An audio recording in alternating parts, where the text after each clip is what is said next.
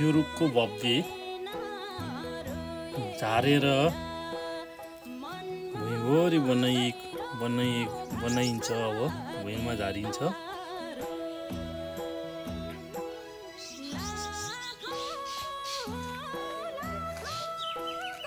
यसरी भुइँभरि भएको छ। अब यसलाई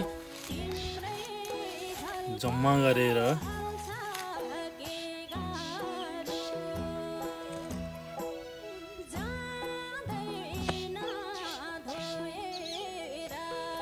एक ठाउँमा थुपार्ने काम गरिन्छ।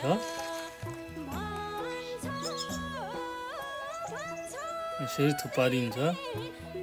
हो यो चाहिँ काठे कोल है, घराइसी कोल भनिन्छ। त्यो काठको टिम्मलाई खोपेर बनाएको कोल हो यो।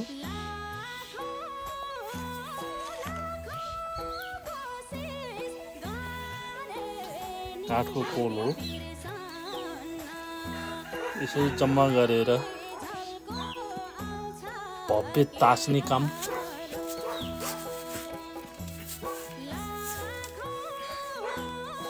सुरु गरिन्छ र तासेर दुई फ्याक बनाइन्छ। किनभने सिङै त्यो कोलमा नपस्न सक्छ र पनि निचार्दाखेरि रस राम्रोसित ननिचारिने हुन सक्छ। त्यही भएर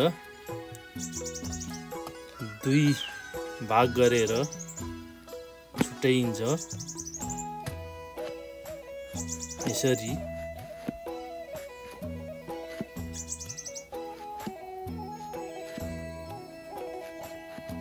यसलाई यसरी तासी भ्याइसकेपछि बोक्रा फालेर भ्याएपछि कोलमा यसरी हालिन्छ र च्याप्ने काम सुरु हुन्छ। सुरु भइसकेपछि यसलाई दुई तीन चोटि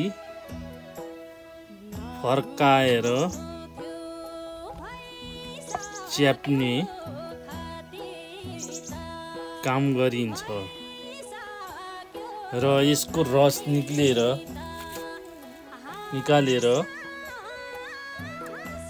तलपट्टि भाँडा थापेर राखिन्छ। त्यसमाथि एउटा चाल्नो जस्तो पल भएको भाँडा राखेर त्यसको गेडा छान्ने काम गरिन्छ र पेलेर भ्याइसकेपछि यसरी रस जम्मा गरेर भाँडामा ल्याएर यसरी राखिन्छ र आगोमा यसलाई पकाउने काम सुरु हुन्छ। यसरी पकाउँदाखेरि यसरी उमालिन्छ भगभगले। उमालिसकेपछि यो बिस्तारै घट्दै जान्छ र घट्दै गएपछि यो यसरी दुई तीन मानाको अवस्थामा आउँछ र यो अमिलोको खाने लायक भएको अमिलो तयार हुन्छ। यो तयार भइसकेको अमिलो बनेको अमिलो हो।